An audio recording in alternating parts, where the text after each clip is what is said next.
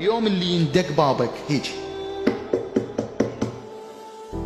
وتفتح الباب تشوف واحد لابس عمامة خضراء ويتبسم بوجهك ويقول لك عرفتني؟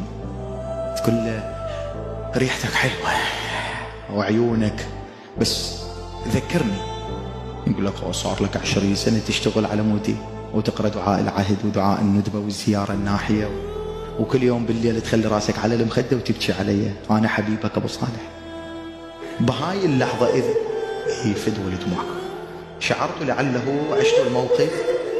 تصوروا سادة الكرام بهاي اللحظة يقول لك انطيني موبايلك أرد أشوف شنو الموجود على الموبايل. ديروا بالكم.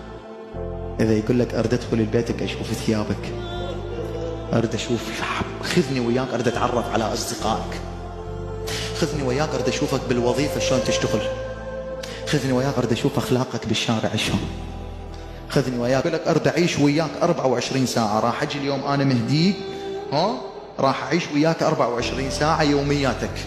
اليوم يومياتك راح أعيش وياك من 6 الصبح لثاني يوم 6 الصبح. عندك جرأة تقول له إيه قضي وياي يوم 24 ساعة؟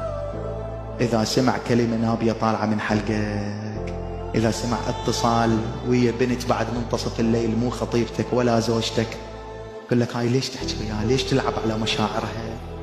ليش تسوي بيها؟ ليش توعدها بالزواج وانت واعد غيرها 5 بالزواج؟ ليش تكذب على الناس؟ ليش امام الناس بالمسجد تصلي صلاتك ما شاء الله، ليش بالبيت صلاتك هيك بسرعه بسم الله الرحمن الرحيم الحمد لله الرحمن الرحيم مالك تصير تقرا الايات غلط؟